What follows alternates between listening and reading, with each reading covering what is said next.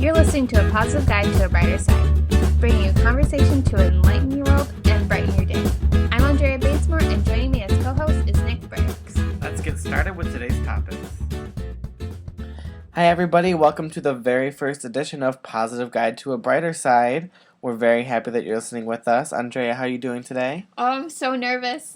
It's crazy that, we're actually doing this. We've talked about it for such a long time. We've talked about it for a long time. It's been a long way in the making. Yes. But we wanted to make sure it was something that we felt confident about and that we were really proud of. Exactly. And now it's here. It's here, finally. What topics do we have today? So today, our first edition is relationships. Oh, always a touchy subject for people. Always touchy. Something that everybody is involved in.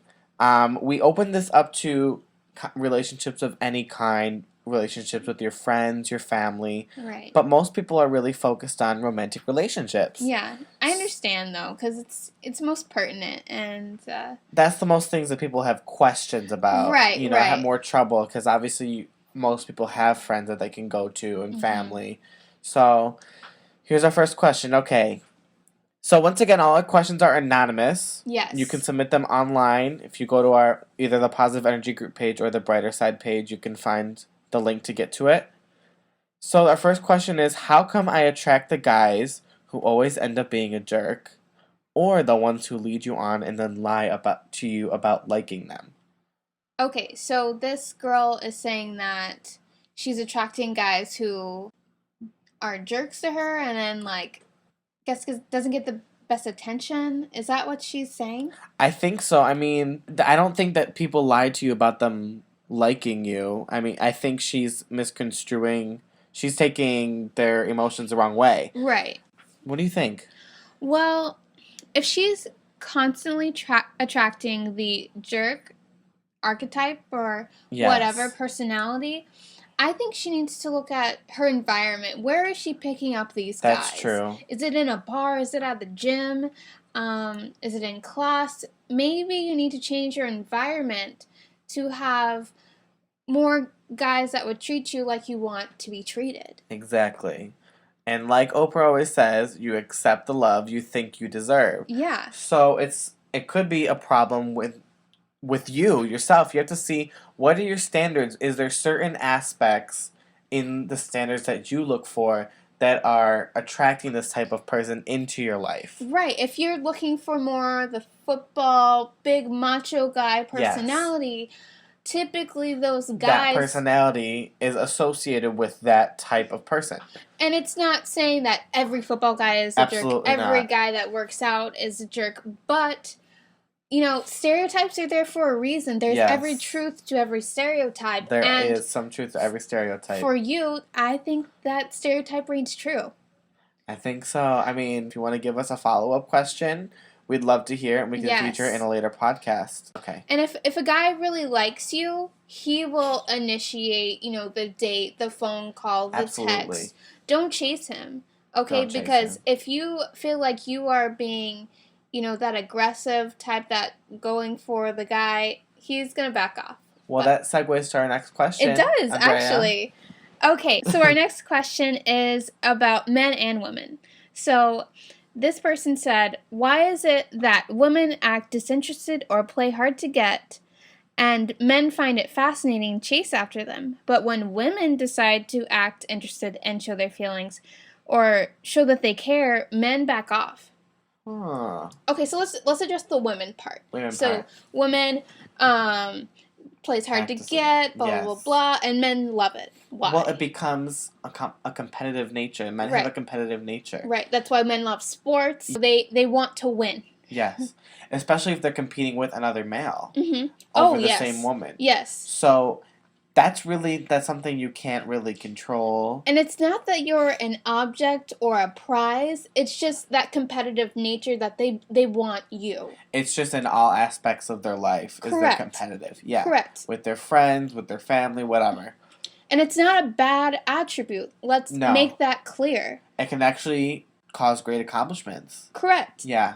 So for the woman playing hard to get, if you are being aggressive as a woman, it scares off a man. Absolutely. And, there's been a lot of talk about this in pop culture.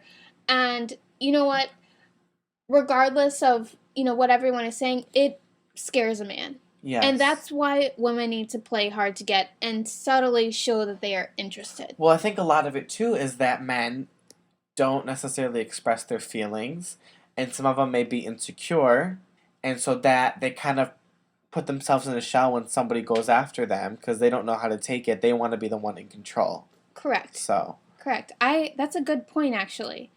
It's again not bad. It's just how nature works. Yes. So don't be offended that a guy is backing off when you are texting him constantly, Absolutely. when you're calling him constantly. I mean, calm down, take a back seat. Right. I mean, just think from the woman perspective. If a man was doing that, we would be like, "Oh my gosh, this guy's crazy." Yes. So why would it be any different? Yes. Well, and I think also with that, with like what you said about someone who's obsessively texting, and then they get jealous if he's with somebody else or whatnot, play back the game. You know what I'm Right. saying? Like, don't get hung up on one person, especially if you've never been on a date with them or Right. you're just talking to them. Like, Right. obviously, they're not just thinking about you, so why would you only think about them? Exactly. You know? Exactly. Don't get too hung up on this guy. Yes. If he likes you, he will go after you. That is the main point. Don't Absolutely. text him. Don't call him.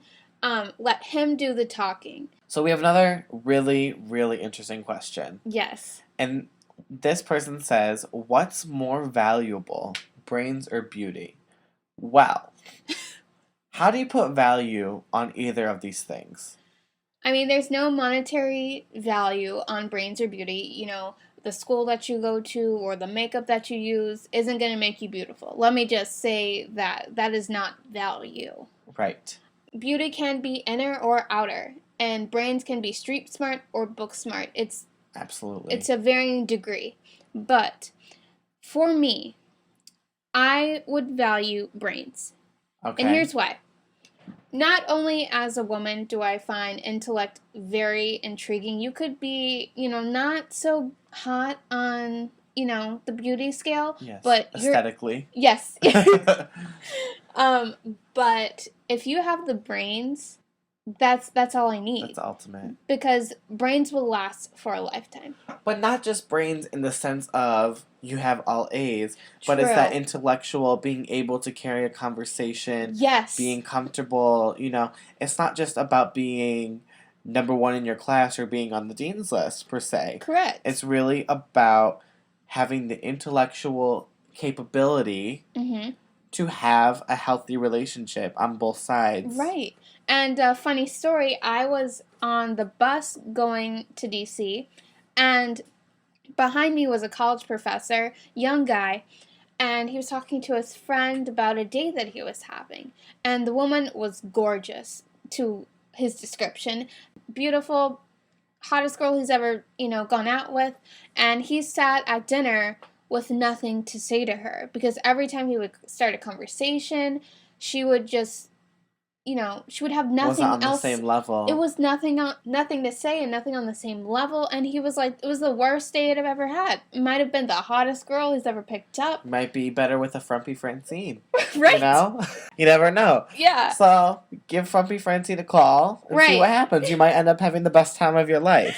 All right. And as Judge Judy always says, beauty fades, dumb is forever. That's another thing to keep in mind. Yes, Beauty can change. Beauty's not permanent, but brains are pretty permanent. I agree.